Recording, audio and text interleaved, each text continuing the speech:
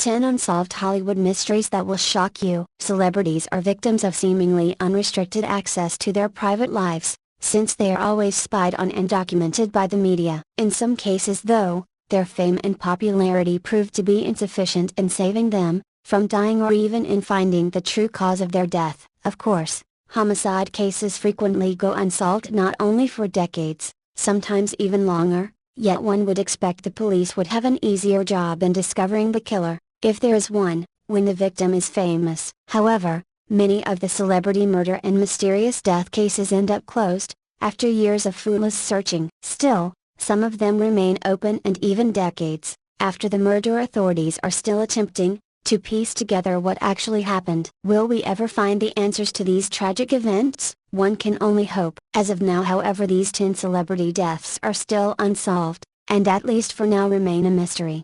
1.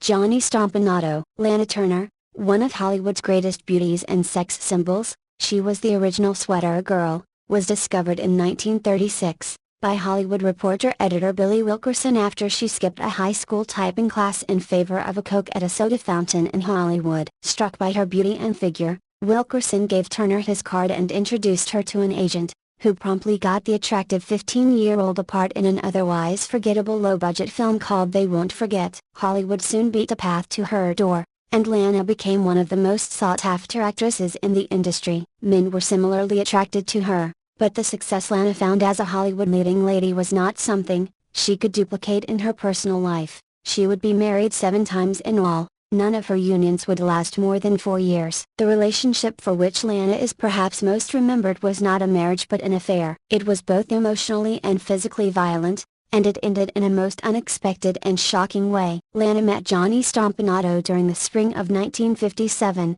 shortly after divorcing actor Lex Barker, her 4th husband. She fell for Stompanato's good looks and his prowess as a lover, but when she discovered his ties to gangster Mickey Cohen, Stompanato was his bodyguard and enforcer. She tried to break off the affair, fearing bad publicity. But Stompanato was not easily dissuaded, and over the following year, the two of them became entangled in a relationship marked by violent arguments, physical abuse and serial reconciliations. Stompanato had already lived a life of adventure. A Marine War veteran, he converted to Islam in order to marry a Turkish woman. After World War II he spent time in China and claimed he ran nightclubs, though in truth he was only a civil bureaucrat. He was also a gigolo, being spotted frequently in public on the arms of beautiful, older women on whom he was financially dependent. He'd been married at least twice before meeting Lana Turner, but nothing had ever lasted more than 2 years. Neither Lana, nor her daughter Cheryl Crane, her daughter from her second marriage,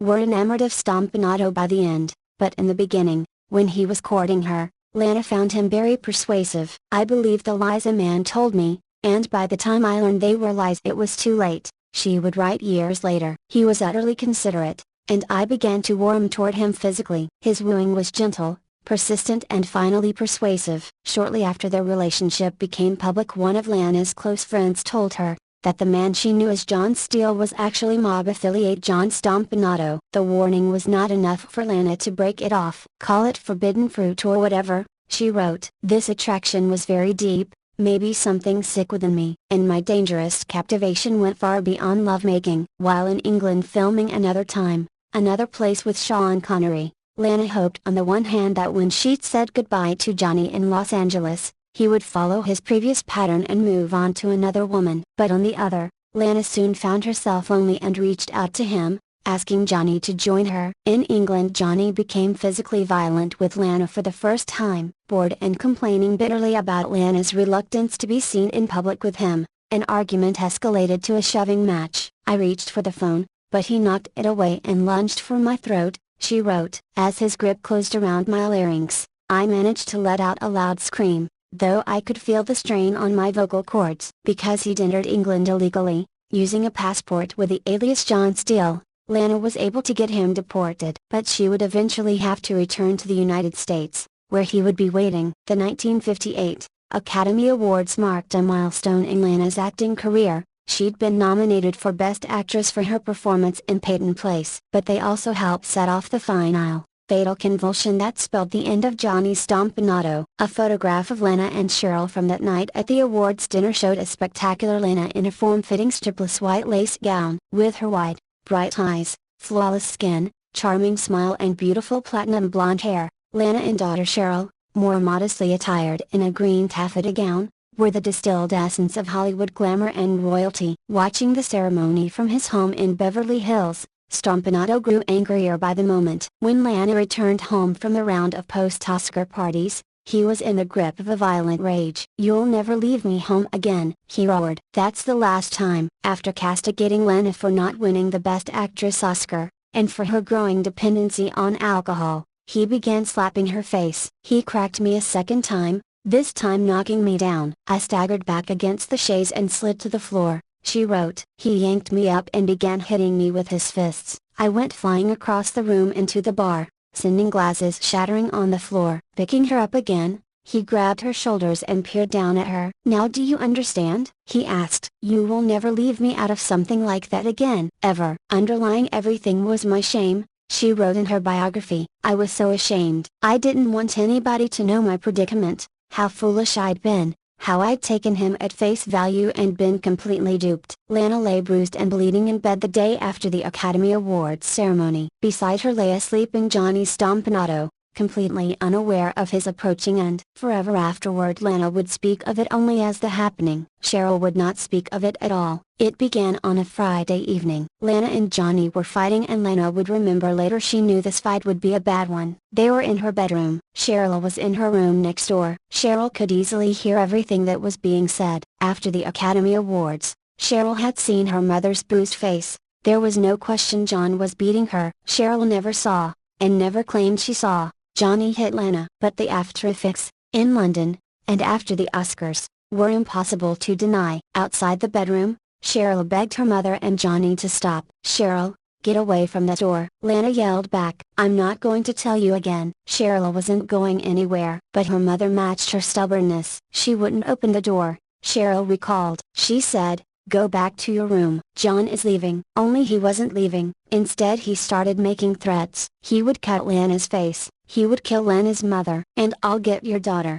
too." As the argument raged, Cheryl went to the kitchen and grabbed a carving knife. Johnny and Lana had actually bought it that same day. Cheryl went back upstairs and stood outside her mother's closed door. The argument started to dissipate. Stompanato was leaving the house. He pulled a set of clothes and some heavy, wooden hangers out of the closet. Still holding the knife, Cheryl pleaded with her mother to open the door, which an exhausted Lana finally did. Lana stood between Cheryl and Johnny. Johnny was facing the door, and looking at Lana with a raised arm holding his clothes over his shoulder so that all Cheryl could see was the arm, and some kind of weapon. As he moved past Lana toward the door, his arm upraised holding something. Cheryl thrust her arm out. From Lana's point of view it looked only as though Cheryl had punched Johnny hard in the stomach. "Oh, my God, Cheryl, what have you done?" he gasped. Then he pirouetted and collapsed to the floor. His eyes closed and he wheezed horribly, mortally. Johnny Stompanato was dying on the carpet of Lana Turner's new home. Cheryl dropped the knife and backed away. To her horror Lana realized now what had just happened. Cheryl had not punched John,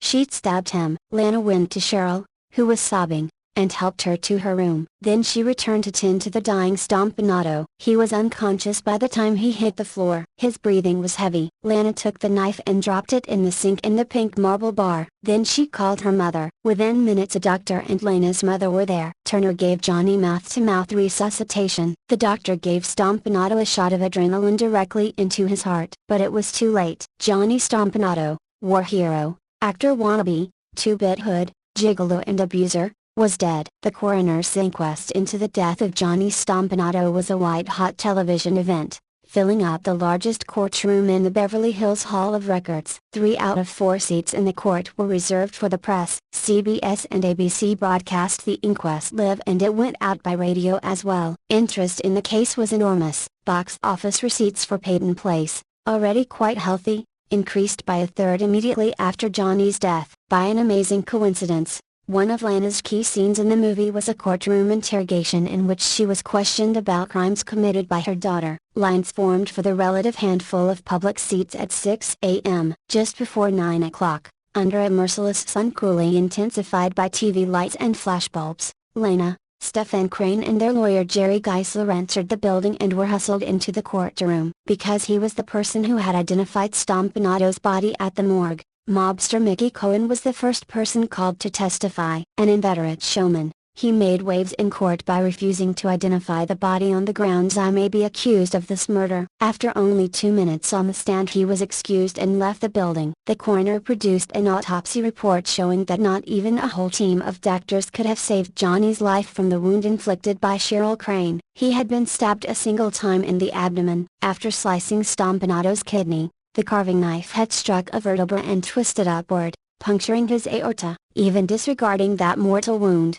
the coroner believed that Johnny probably wouldn't have lived another 10 years because of his bad liver. For the first hour, she answered questions from the coroner, his deputy and Geisler while a 10-man, 2-woman jury watched, riveted. She hardly made eye contact with her questioners, staring instead at the far end of the courtroom where the wall and ceiling met. Twice she broke down on the stand. Speaking quietly, she explained as best she could why she stayed with the man who beat her. Under Geisler's gentle and considerate questioning, she recalled a moment-by-moment account of the argument leading up to the stabbing. When she finished, the coroner asked for a recess and the press instantly crowded around Lana, who was on the verge of fainting when Geisler maneuvered her away from the commotion. Reporters talked among themselves about her performance on the stand. The jury deliberated less than a half hour before deciding that John Stompanato's death was a case of justifiable homicide. Acting out of fear for her life and for that of her mother, they found that Cheryl Crane had been justified in using deadly force to stop Johnny. The decision was not unanimous, but it did not have to be. Though the inquest verdict was not binding on the prosecution, the next day a decision was made not to pursue charges. Among those outraged by the verdict was Mickey Cohen. "It's the first time in my life I've ever seen a dead man convicted of his own murder," he said colorfully. "So far as that jury's concerned, Johnny just walked too close to that knife." Johnny Stompanado's family later brought a wrongful death lawsuit against Lana Turner. It was settled out of court. 2. Ronni Chasen, left with more questions than answers a day after a well-known movie publicist was shot to death on a winding side street here. A stunned Hollywood started scripting possible scenarios of its own. Was Ronni Chasen, a veteran press agent and Oscar strategist, simply the victim of a carjacking gone terribly wrong? Had the killer followed her as she drove home from a premiere party for the movie Burlesque? Did somebody want Miss Chasen dead? Was the person, or people, responsible in the car with her? Detectives were investigating all of those questions and more on Wednesday, but appeared as lost as Miss Chasen's friends and clients when it came to making sense of the crime. Early Tuesday, Miss Chasen, 64, was shot repeatedly in the chest while driving on Palm Tree-lined Whittier Drive, often used as a cut-through between Sunset and Wilshire Boulevards. Her black Mercedes-Benz crashed into a street light, and the airbags deployed. She was pronounced dead at Cedars-Sinai Medical Center at 1:30 a.m. Although witnesses reported hearing 5 gunshots,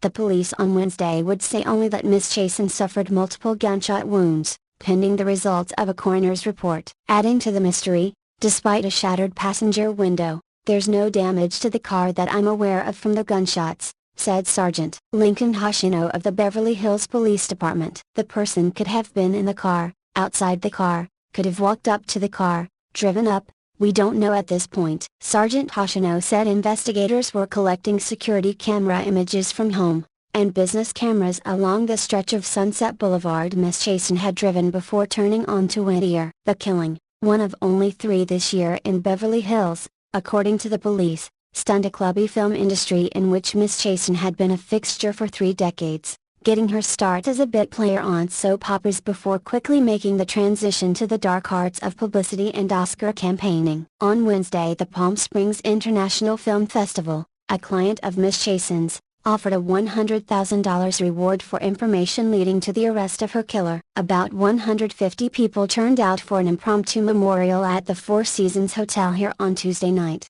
The Oscar-winning producer Scott Rudin was helping to plan a similar gathering in New York City for Wednesday night. The death of Miss Chasen, whose hard-charging and abrupt style was softened by a petite frame, quick smile and perfectly blown-out blonde hair, hit a nerve in Hollywood in part because she was seemingly everywhere, lunching at industry watering holes, where she would always pluck a tiny bottle of sweetener from her purse for the iced tea, and attending virtually every awards dinner, charity event and premiere. Unmarried and without children, Miss Chasen focused all of her attention on her clients. Just 6 minutes before her death, she left a voice message at her office with a to-do list for her lieutenants to tackle. When they arrived at work the next morning, Alan Citron, a former reporter for the Los Angeles Times, recalled a vintage moment from 1990, when Miss Chasen was working on behalf of Giancarlo Peretti, an Italian investor who took and ultimately lost control of MGM. Miss Chasen met Mr. Citron for lunch at the Polo Lounge and playfully threatened to kill me if we didn't lay off him,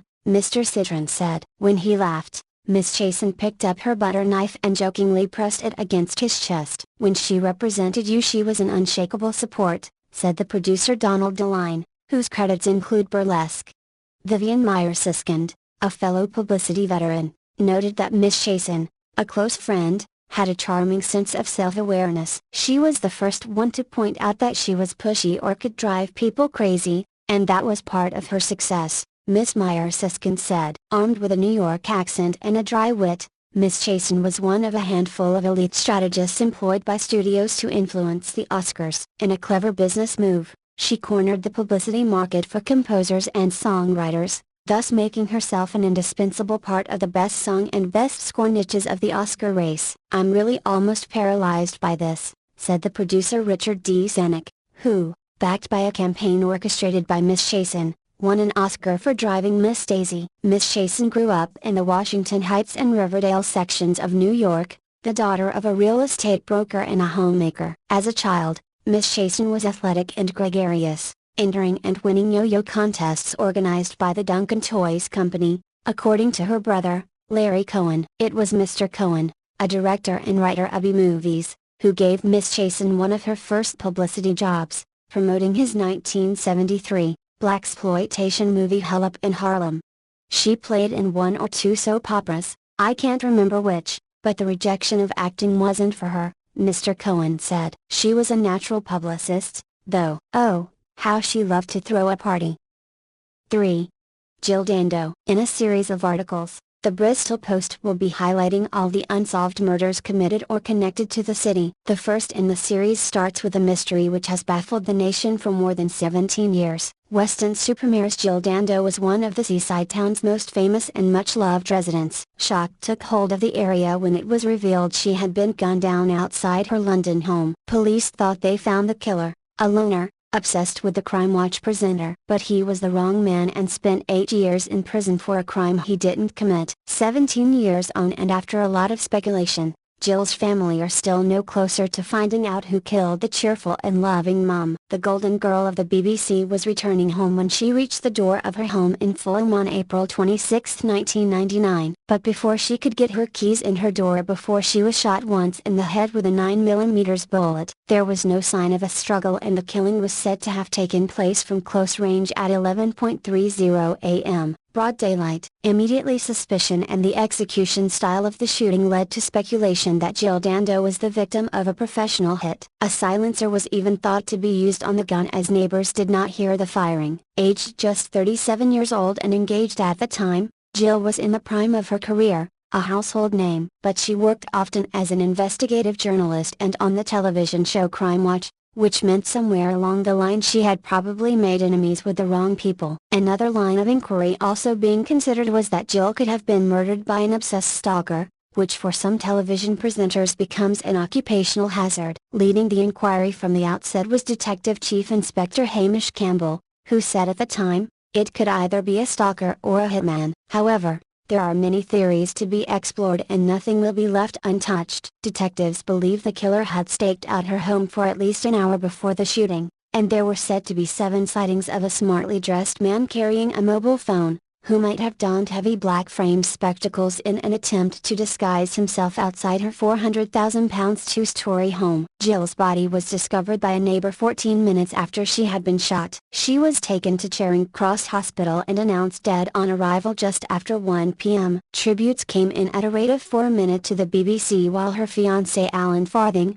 brother Nigel and father, Jack, both journalists, mourned her death. The former Wall schoolgirl had started out as a trainee reporter for the weekly paper The Western Mercury, with her brother and dad, before she moved to Radio Devon in 1985. Later she made the switch to regional television and then national. By 1995, she had made it to Crime Watch. A year after moving to Fulham, Jill's murder attracted a huge amount of media coverage, and for more than a year the Metropolitan Police tried to solve the mystery of Operation Oxborough with no breaks. They spoke to more than 2,500 people and took 1,000 statements before their investigation focused on buried George. George lived just half a mile away from Jill and had a history of stalking women and so was put under surveillance. The man with the low IQ was charged, tried at the Old Bailey, and convicted to life imprisonment in July 2001. But he maintained his innocence and appealed his conviction. By November 2007 his legal team successfully discredited forensic evidence to do with the gunshot residue. A retrial was ordered and on August 1, 2008, after 8 years in jail, George was declared an innocent man. Despite trying to claim £500,000 in compensation for his wrongful conviction, his case was turned down by the then Home Secretary, Kenneth Clark, who ruled he was not innocent enough. The High Court had previously ruled that then 53-year-old's conviction was not so unfair as to be considered a miscarriage of justice. In 2013 Scotland Yard confirmed the investigation was open, but no officers had been working on it full-time. A forensic review of the case, that same year cost nearly £600,000. But did not shed any light on finding out who was responsible for Gill's death. Last year the Sunday Mirror exposed the report and stated that review concluded, "We have conducted a lengthy and highly detailed scientific investigation of this case. At the end of all this, our efforts have not directly assisted with the identification of Dando's killer." Its investigation revealed there had been crucial evidence not followed up by the police and some 100 suspects never traced. A police spokesman said at that time,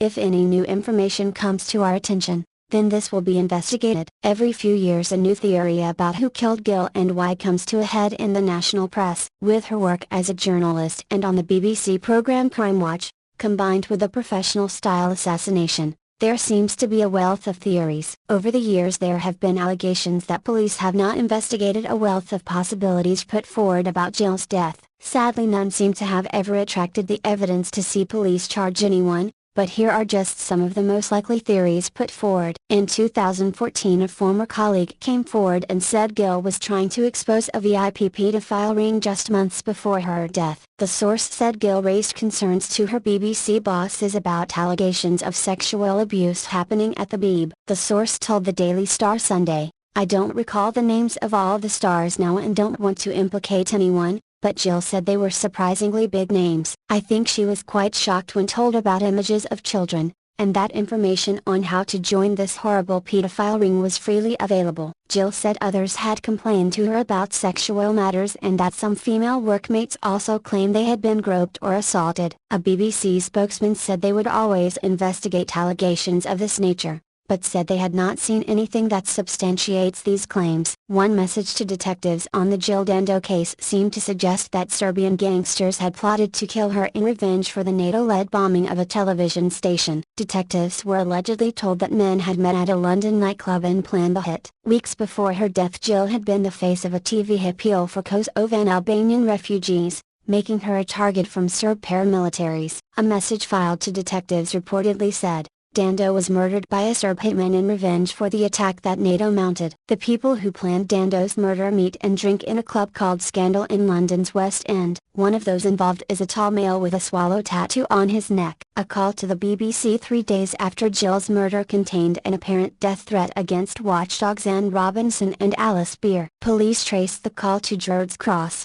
Buckinghamshire, but never found the culprit. Slavko Kruvija, a journalist and critic of the Serb regime, was shot in the head at point-blank range outside his home 15 days before Jill's death. Alice Beer has also spoken about how both she and Jill received rape and kidnap threats leading up to her murder. She told the Mirror last year, "There are a lot of questions I would like answering. They've been at the back of my mind. I waited for a call from the police after Jill's death, but it never came. Nobody spoke to me about the threat. Nobody questioned anything. If no stone were left unturned in that investigation then I would have been called." An intelligence report once put forward the names of 2 men from one of London's most notorious crime families. Police searched the area around Gill Dando's home following her murder in 1999, Jill's murder has always had to the hallmarks of a gangland professional hit. She died with a single bullet to the head in broad daylight on a busy street. Not a trace of DNA or definitive sighting of the shooter was left. That intelligence report suggested that Gill was being targeted for an investigation into crime for the television. The lead detective on the Dando case at the time ordered no further action on the report. It came as prime suspect Barry George had already been charged. Documents seen by Barry George's legal team revealed the killer wrote a letter from prison claiming to be part of an IRA hit squad that killed her. Although dismissed by many, the letter claimed she had been targeted because of her position as presenter of Crime Watch. An image of a suspect released after Jill Dando's death in 1999. He claimed she was shot with a 9mm bullet before the gang escaped to a safe house in London in a Land Rover. He claimed the confession was to stop a cover-up and Barry George taking the blame. The letter stated that the IRA was getting away with the murder to avoid problems with the Northern Ireland peace process. A report from the former National Criminal Intelligence Service suggested a barman called Joe from Tenerife could be the killer. A Crime Watch appeal helped to lock up road rage killer Kenneth Noy in 1996. The report is said to have stated, Joe runs a bar in Tenerife, frequented by leading expat criminals. Detective Chief Inspector Hamish Campbell led the initial investigation into Gil Dando's murder. He's described as a frustrated gangster reputed to owe money to Kenny Noy. There's been talk Joe has been keen to rehabilitate his reputation with gangster creditors, but Joe was never traced. 4. Mary Meyer. On October 12, 1964, Mary Pincott Meyer, the glamorous sister-in-law of Ben Bradley and sometime lover of Jack Kennedy, was shot to death while walking along the C&O Canal in Georgetown. And in the hours that followed, the search for Meyer's scandalous diary would find the future Washington Post editor in a race with one of the Cold War's most legendary spies. Bradley, who died Tuesday at age 93, is rightly lionized as a master journalist. But he was also a key figure in a Washington establishment that arguably no longer exists. The kind of guy who advised presidents even as he reported on them, and counted some of the CIA's top officers as personal friends. The day Meyer died, these roles converged. After Bradley had returned home from identifying Meyer's body at the city morgue, he and his wife Toni received a call from the Tokyo-based artist and sculptor Anne Trute. She had been perhaps Mary's closest friend, Bradley recounts in his memoir, A Good Life, and after she and Toni had grieved together, she told us that Mary had asked her to take possession of a private diary if anything ever happened to me, and asked if we had found any such diary, and we told her we hadn't looked for anything, much less a diary. Bradley and his wife began their search the next morning, only to find that someone else had been tipped off about the diary's existence. Meyer's door had been locked, but when Bradley made his way in, he found James Jesus Angleton, the CIA's counterintelligence chief, standing there in the living room. He, too, was looking for Meyer's diary. Asked how he had gotten into the house, Angleton, who was among other things an expert at picking locks, shuffled his feet. Angleton was a Washington social figure in his own right, and his wife Cicely had been close with Mary, who had been married to another high-ranking CIA officer. We felt his presence was odd, to say the least, but took him at his word, and with him we searched Mary's house thoroughly. Bradley wrote. After an exhaustive search, however, no diary was found. Angleton is one of those people who will always be shrouded in mystery. To his detractors, he was a half-mad paranoiac who nearly destroyed the CIA in his obsessive search for a Soviet mole. He was also an unquestionably brilliant master of the game with highbrow literary interests. Borrowing a line from T.S. Eliot, he memorably referred to the world of espionage as a wilderness of mirrors. He essentially invented the CIA's counterintelligence operation and, until his fall from grace nearly a decade after Meyer was killed, was perhaps the most powerful man at the agency. If British defector Kim Philby was, as many have called him, the spy of the century, wrote historian Ron Rosenbaum, James Angleton was the counter-spy of the century. And here he was, on his hands and knees, fruitlessly searching for a diary with his friend Ben Bradley, then the Washington bureau chief for Newsweek. Eventually they both gave up, and parted ways. A few hours later, though, it occurred to Bradley that Meyer could have kept the diary in her artist's studio, which was actually located behind his house. We had no key, Bradley wrote, but I got a few tools to remove the simple padlock, and we walked toward the studio, only to run into Jim Angleton again, this time actually in the process of picking the padlock. He would have been red-faced, if his face could have gotten red, and he left almost without a word. Meyer, in addition to being considered one of the great, sought-after beauties of Washington at the time, was involved with the artists' scene in the city and its nascent counterculture. She was friendly with Timothy Leary, with whom allegedly she dropped acid. Her paintings and paints in the palest colors, and simplest shapes, pretty much covered the studio, Bradley wrote. After about an hour, Tony found the diary. It was slim, about 50 to 60 pages, according to Bradley, and mostly concerned with her paintings. 10 or so pages of it, though, recounted her affair with President Kennedy, of which Bradley and his wife had been completely unaware. To say we were stunned doesn't begin to describe our reactions, Bradley wrote. The Bradleys and the Kennedys had been close, and while there were persistent rumors that the president cheated on his wife, Kennedy had always denied it to Ben, even as he playfully flirted with Tony. Jackie Kennedy once joked to the Bradleys that Jack liked to call Tony his ideal woman. Jack, meanwhile, told Ben that he imagined the trouble-loving Mary must be hard to live with. It all threw the Bradleys off Jack's scent. Kennedy disliked having girlfriends, preferring one-off conquests instead, but made an exception for Mary Meyer. I was truly appalled by the realization of the deceit involved, Bradley wrote. I remembered, for instance, Kennedy greeting Tony often by asking, "How's your sister?" presumably including those occasions when he had just left her arms. Bradley felt deceived by his friends, but, with both of them gone from my life, resentment seemed foolish. In hindsight, the affair made sense to him. They were attractive, intelligent, and interesting people before their paths crossed in this explosive way, and they remain that way in mind.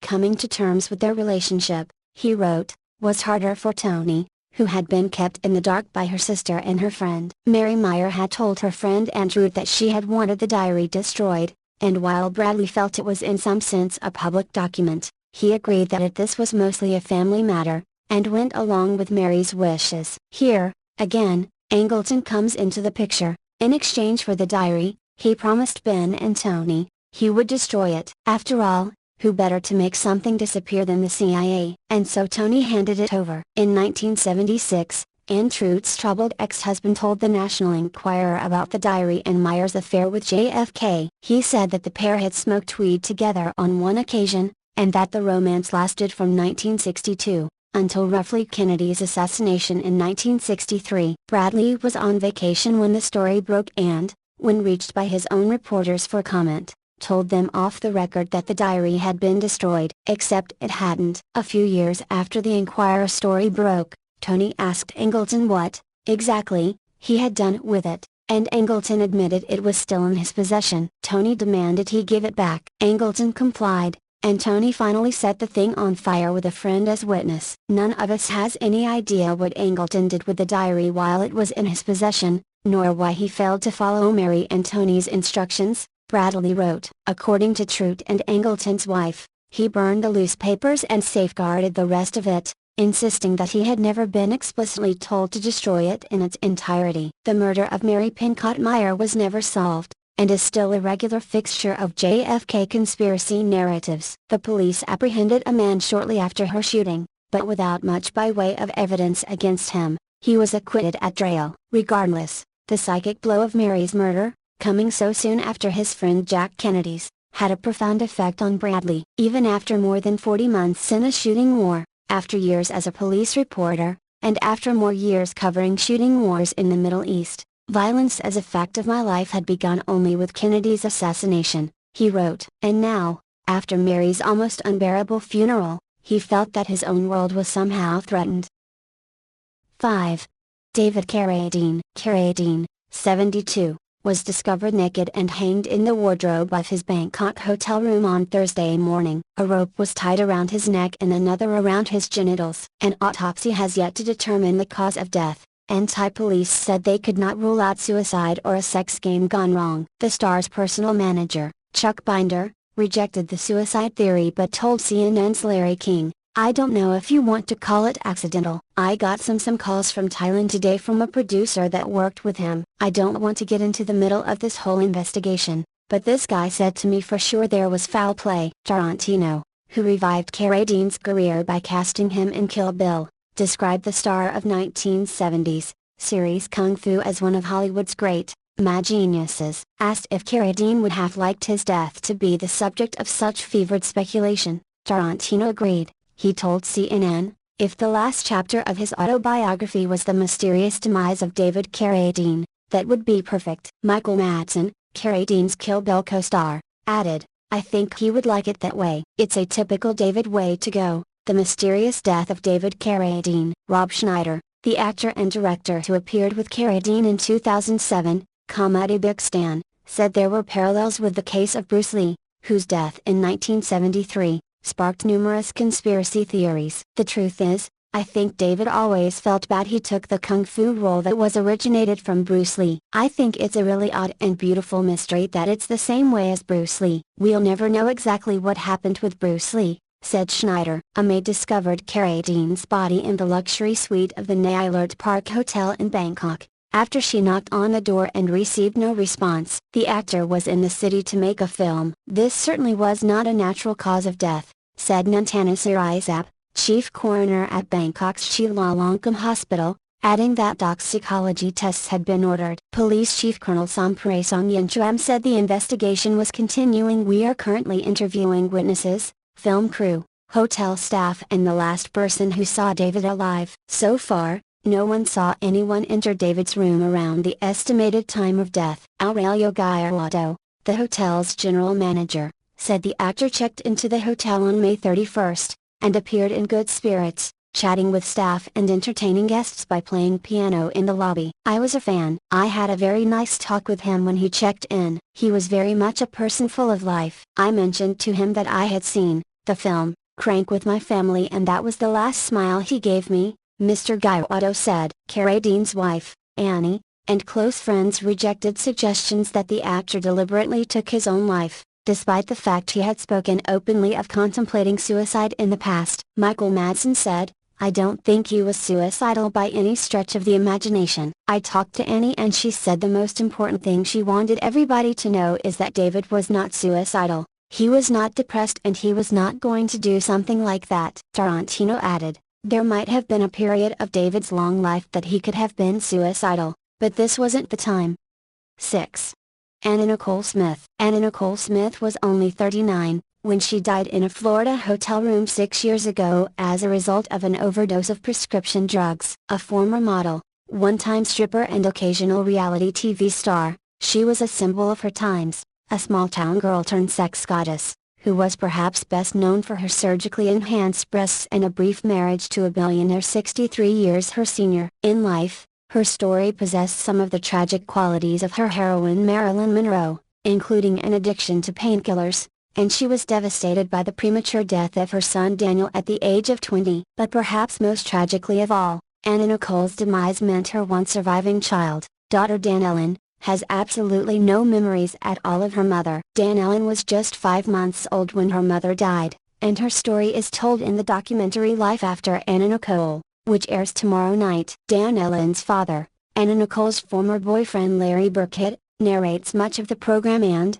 even at 7 years old, Danellen's resemblance to her mother is striking. "When she smiles, she looks just like her mom," says Larry. "She's a beautiful little girl." Larry, softly spoken and in his own words just a geek from Kentucky, has raised Danellen on his own for the past 7 years. "I have to be both parents," says Larry, 40. "Some days she gets sad her mom's no longer here, but other days she's very accepting and will say, 'I have an angel for a mom.' She knows Anna was a model and is in heaven, but obviously she's too young to know the whole story." The Anna Nicole Smith story isn't always palatable reading. The nomadic blonde was performing in a strip club, when she met the elderly oil tycoon J. Howard Marshall, and became an instant sensation after featuring on the cover of Playboy and replacing Claudia Schiffer as the model for Guess Jeans. She married Marshall in 1994, she was 26 to his 89, and his death a year later sparked a long court battle between Anna Nicole and the Marshall family over the tycoon's £1 billion estate that's still going on. She began dating Larry, a photographer, in 2004. But it wasn't an easy relationship, he admits. "She had an entourage and that got in the way sometimes, but I loved her and we talked about marriage. I was just some guy. I never thought I'd have a chance with Anna Nicole Smith, but we ended up having a child together." To preserve Anna Nicole's status as a sex symbol, she insisted they keep their relationship a secret, and she only informed Larry he was to be a father via text message. "But I really wanted to be there at the birth," he says. "I pictured myself in the delivery room and I thought the worst thing that could happen was that I'd faint. I was so wrong." He certainly was. Without warning, Anna Nicole decamped to the Bahamas with her lawyer, Howard K. Stern, and a couple of months later, in September 2006, gave birth to Dan. News Larry only learned after paying a subscription fee to access Anna Nicole's website. "I'd been planning on being there for the birth, and then one day it was just ripped from me. It was puzzling when she took off. I never saw her again, so we didn't have any kind of closure." Worse was to come. 3 days after Dan was born, Anna Nicole's 20-year-old son from her first marriage, Daniel, died of a drug overdose. "Anna was so close to Daniel that when she lost him, I didn't think she'd make it,"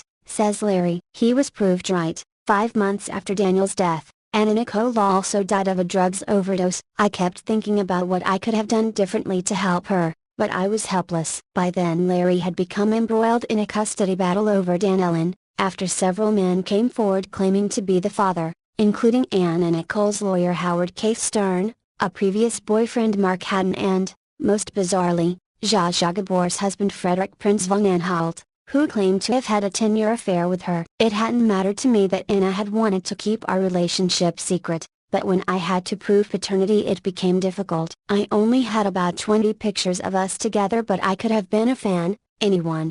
In the end, while Dan was living in the Bahamas with Stern, DNA tests confirmed Larry was the father. "I didn't get to see my daughter for months, but I've got her now and that's all that matters." They live in Kentucky where Larry still does photography when he can. "But I can't travel and take care of Dan, so I now renovate properties for a living."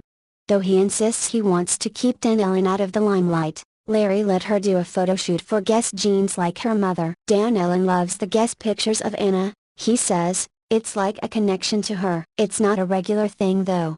There's also the matter of a court hearing in January where Anna Nicole's estate is still fighting for a share of J. Howard Marshall's fortune. Should they win, Dan could end up $50 million richer. "I'm not fighting for it," says Larry. "It's the estate's fight, and if it comes in, it'll be for Dan at 18, not me. My job is to prepare her for life."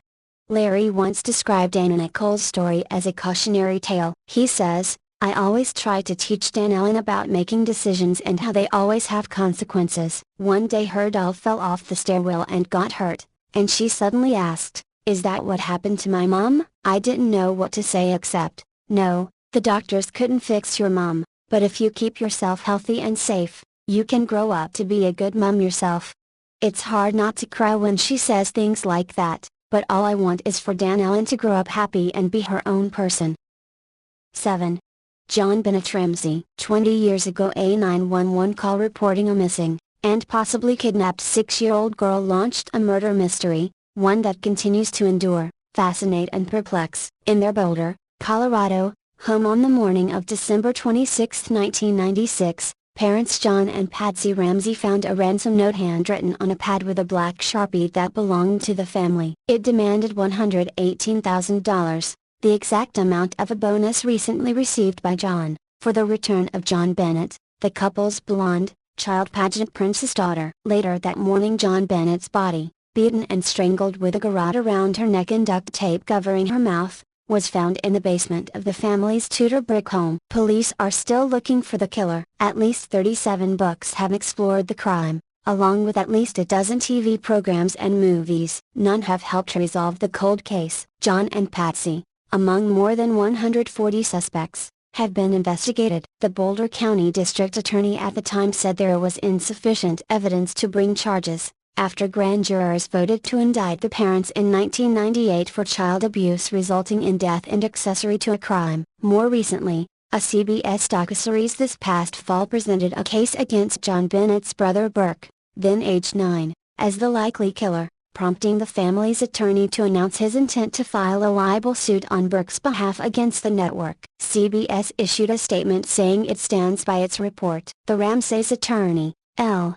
Linwood, tells people he believes there is still a clear path to finding the murderer. The answer lies in the DNA profile drawn, from apparent saliva he says was identified in the crotch of JonBenét's underwear after she was found. That profile is the profile of the killer, Wood says. The question is whether we'll ever get a match. It clearly does not match Burke Ramsey, Wood says. In a court filing in October, Wood accused forensic pathologist Dr. Werner Spitz of libeling Burke by stating that Burke killed JonBenét. Spitz's attorneys have since moved to dismiss the suit, which seeks damages in excess of $150 million, and is based upon comments Spitz made to a Detroit radio station after participating in the CBS docuseries. Spitz's attorneys responded in court papers by saying that his comments about Burke amount to free speech protected by the First Amendment, and arise from the public discussion about theories involving one of the major unsolved crimes of the 20th century. Wood disagrees. The United States Supreme Court has made it very clear that the First Amendment does not provide blanket protection to all statements characterized as opinion,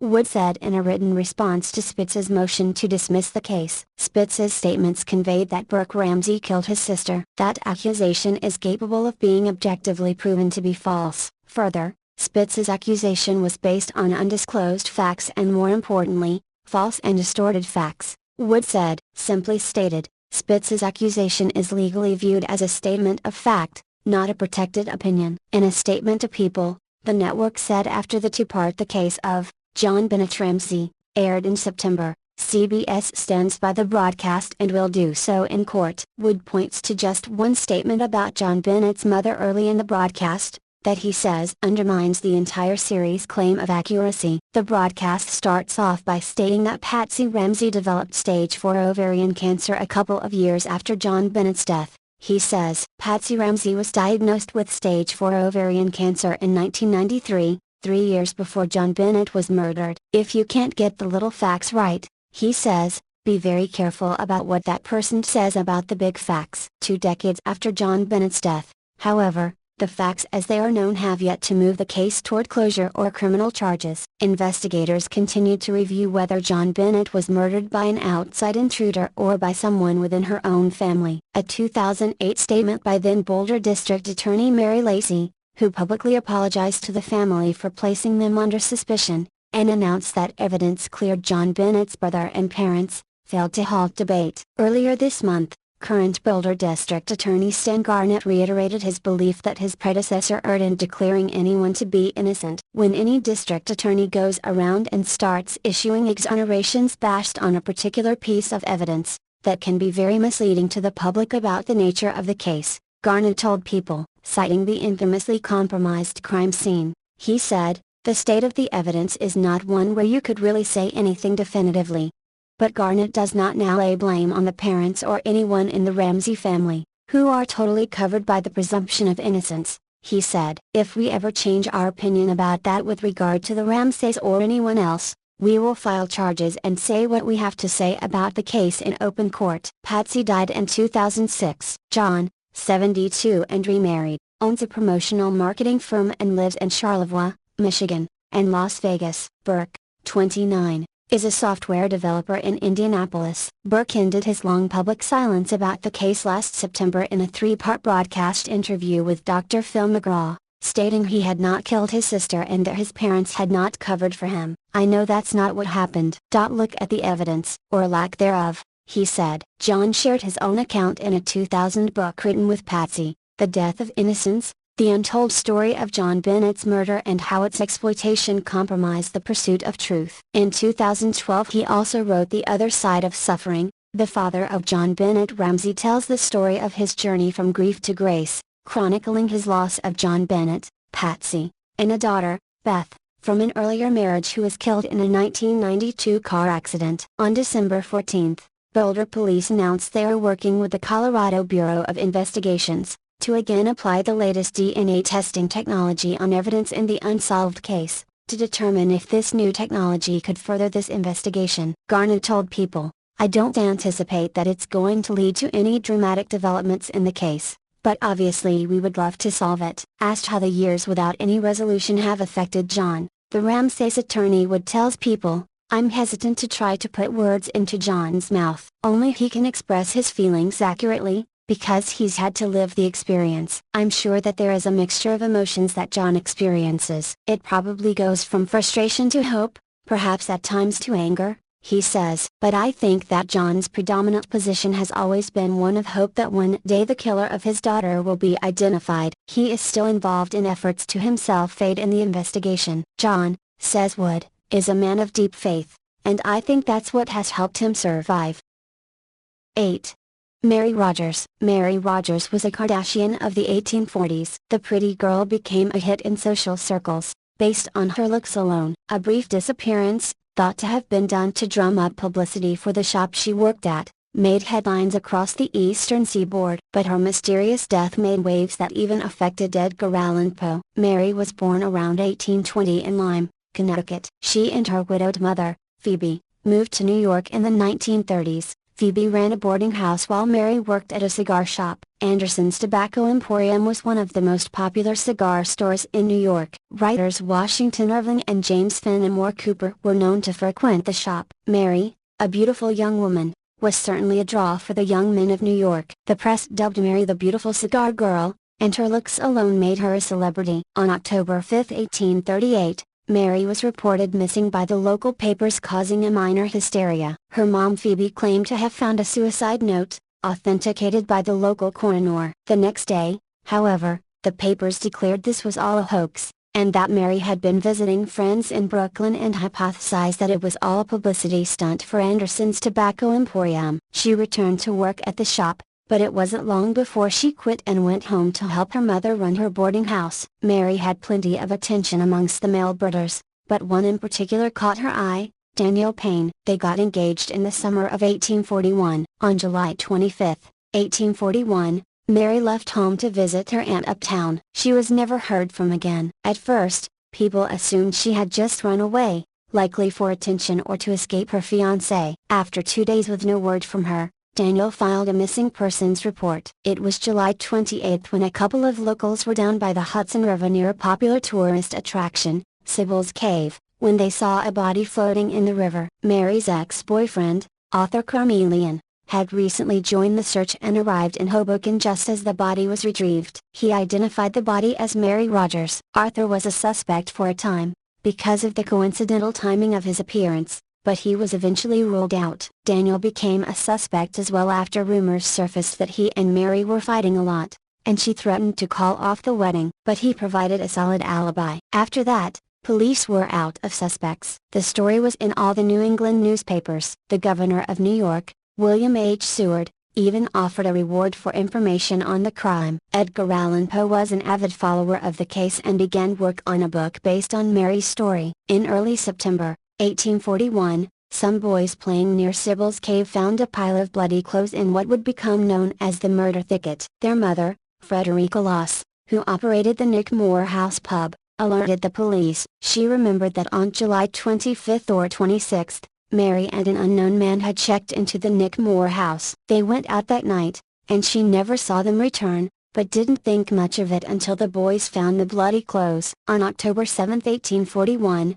Daniel visited the murder thicket. After a drinking binge across Hoboken, Daniel drank an entire bottle of laudanum and died on a bench outside Sybil's Cave. There was a suicide note in his pocket: "To the world, here I am on the spot. God forgive me for my misfortune and my misspent time." Edgar Allan Poe published the first part of The Mystery of Marie Roget in November 1842, with the second part coming the following month. The story was set in Paris, but other than that and changed names, the story was a faithful retelling of the Mary Rogers case. Considered a sequel to the murders at the Rue Morgue, Poe thought himself a keen detective and claimed that he knew who murdered Mary Rogers. He even said as much to editors in a desire to get it published faster. If Poe did know who murdered Mary Rogers, he never named names. New details about the case came out at the end of 1842, that caused Poe to delay publication of the third and final installment of The Mystery of Marie Roget. He needed to make minor changes that suggested he knew about these new developments the whole time. You see, Frederica Loss was accidentally shot by one of her sons on November 6, 1842. She did not die immediately, rather, she lived for 10 days, in pain that caused her to babble in a mixture of English and German. One of the proclamations she made in this state was about Mary Rogers. She said that Mary and the unidentified man who checked into her inn were there to undertake a premature delivery, the term at the time for an abortion. Mary died during the illegal operation, and Frederica's sons dumped the body and scattered the bloody clothes. Later, it would be suggested that Frederica was actually an assistant to notorious abortionist Madame Rastel. Frederica's two eldest sons were briefly considered suspects in Mary's death. Charges were brought against them for improper disposal of a body, but with no evidence, and Frederica's unreliable confession, the charges didn't stick. It wasn't long before police gave up on the case, with no suspects, few clues, and the growing suspicion that this was an abortion gone wrong.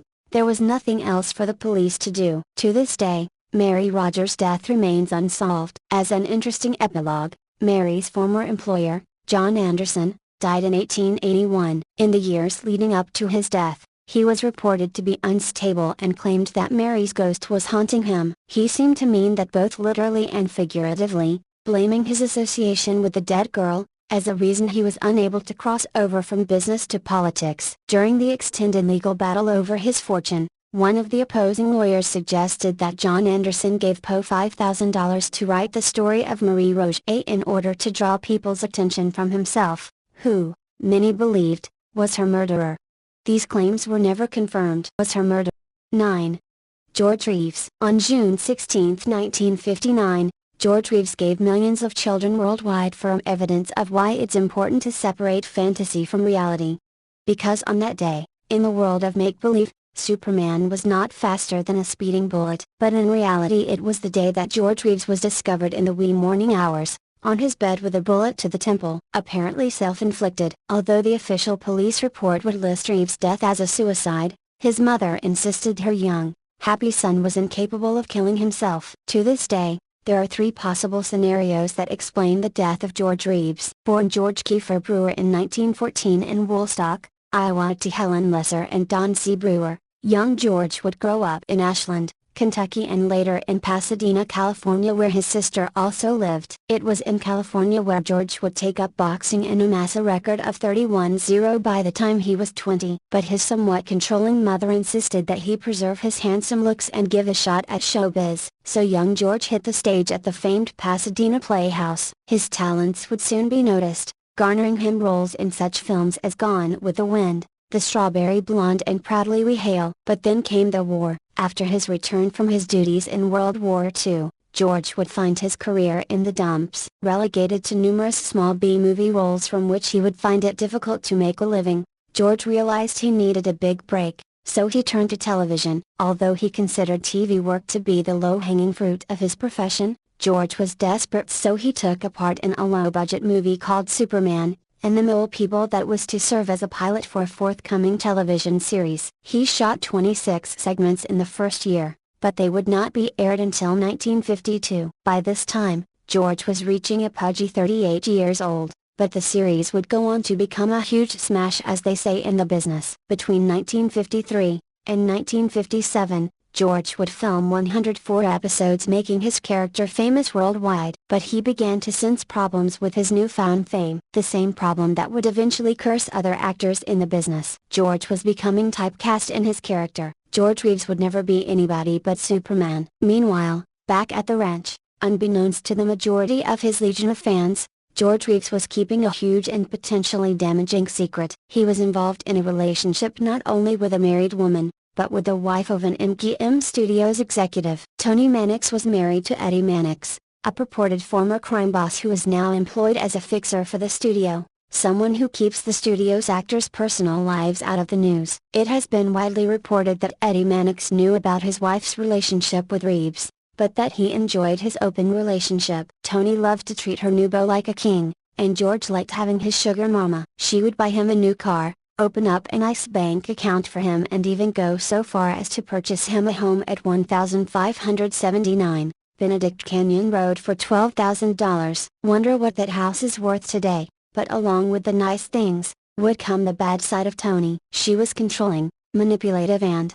overall, just a real bitch. George would eventually sever the relationship, setting up scenario number 1 for his death. George would soon hook up with Lenore Lemon, a New York showgirl who had at one time been banned from performing at many of Manhattan's clubs, because of her reputation as a troublemaker.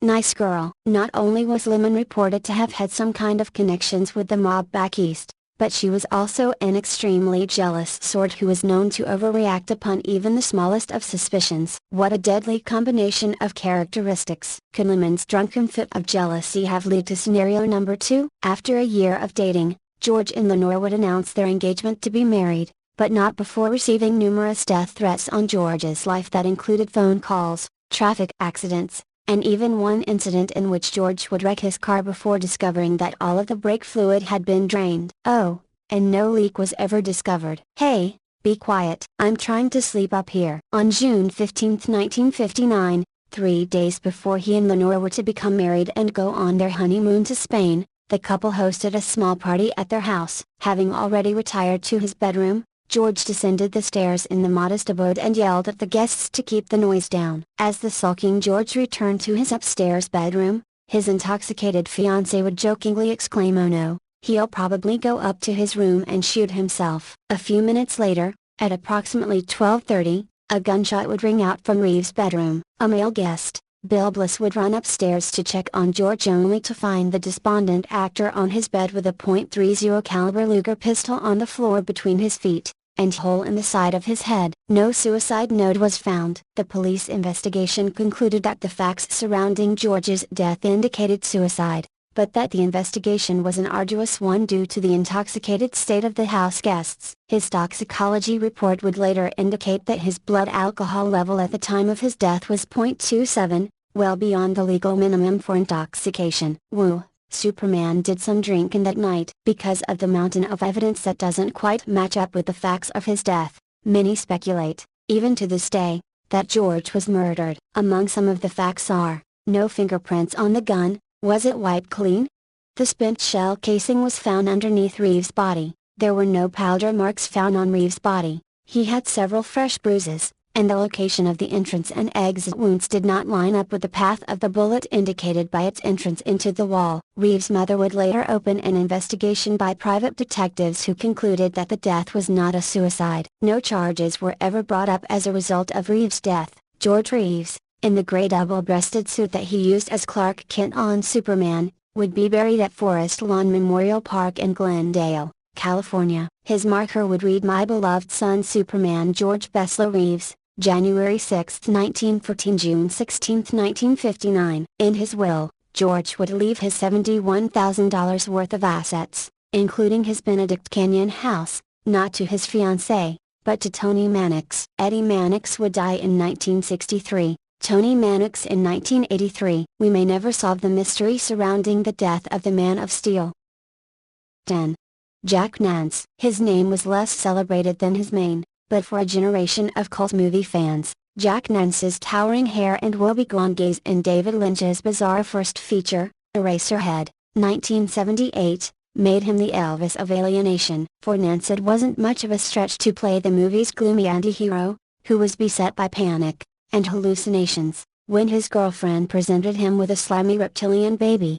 Off-screen the actor was a nonconformist, a bit of a loner with a sometimes abrasive attitude. Director Lynch told reporters on January 3 that Nance had a bad temper and used to say that, given his poor physical condition, he wouldn't be too hard to kill. That grim prophecy may have come true. At 5 a.m. on December 29, according to friends, Nance brawled with two men outside Winchell's Donut House across the street from his inexpensive South Pasadena, California, apartment. Actress Catherine Case and her fiancé, screenwriter Leo Bulgrini, met him that afternoon at another coffee shop in the neighborhood and saw he had a black eye. "I told off some kid," she says Nance told her. "I guess I got what I deserved. Maybe he got more." Looking for Nance the next day, Bulgrini went to the actor's apartment and found him crumpled on the bathroom floor. Police later said that Nance, 53, probably died of blunt force trauma to the head. Police have left open the possibility that Nance, who suffered 2 minor strokes in the past 18 months, might have died from a fall. But given the nature of the injury and the fight, at least one suspect hit Mr. Nance in the head with his fist. A police report says, they launched a murder investigation, reviewing security videotapes from the strip mall where the fight occurred, and interviewing workers at the donut shop. 4 weeks later they had still found no leads. "I can't imagine what happened," says actress Catherine E. Coulson, another veteran of the Eraserhead cast and Nance's wife from 1968. to 1976. It's incredibly sad because he was really gifted, as much a character in real life as he was on the screen and stage. Nance, who grew up in Dallas, was never comfortable with the kind of convention represented by his parents, Hoyt Nance, 73, a former Neiman Marcus executive, and Agnes, 72, a homemaker. The oldest of three boys, Jack took up acting at North Texas State University in the early 1960s, and liked it so much he quit school and moved to California to study at the Pasadena Playhouse, a local theater. Then, as always, he cared very little for money and material things, says his brother Richard Nance, 48, a software firm executive. He was incredibly focused on acting. Nance made a living in small film and theater roles, but he never flirted with mainstream fame. Cult status was another matter, thanks to Lynch, who, after Eraserhead, cast Nance as Pete Martell in his short-lived TV series Twin Peaks and also used him in the movies Blue Velvet, 1986, Wild at Heart, 1990, and the upcoming release Lost Highway, due February 21. But steady work wasn't Nance's only worry. In 1991, his second wife, Kelly Jean Van Dyke Nance, the daughter of Jerry, Coach, Van Dyke and niece of Dick Van Dyke, hanged herself just 6 months after the wedding. Her father said Kelly Jean, a secretary, had abused alcohol and prescription drugs, popping Quaaludes from age 13. One way or the other, drugs will kill you, Jerry Van Dyke told reporters at the time. Nance, according to his brother, never did get over the death of his wife. Richard says Nance also battled alcoholism and had been in a recovery group for 10 years. He was fired from the film Joyride last year after showing up on the set drunk. He was a nice guy and very funny, says the movie's executive producer Lauren Silber, but it's tough to work when someone's drunk all day. Later, Nance acted in the TV movie Little Witches, but on the final day of the shoot, his car was in a 6-car pileup. He got beat up and injured his knee, says Richard Nance. He was walking with a cane. On Thanksgiving Day, Richard Nance went to see his brother, who had moved to a South Pasadena neighborhood where rents were low. "I'm right back where I started," Richard Nance says his brother told him, referring to his days in the local playhouse. But he had found a new passion, writing. Before he died, Nance was working on a screenplay with Bill Greene called Ticks and Bruces, a quirky tale of two crooks who get conned, and writing a novel. The title was Derelict on All Fours, says Richard Nance. It was somewhat autobiographical, an angry piece of work,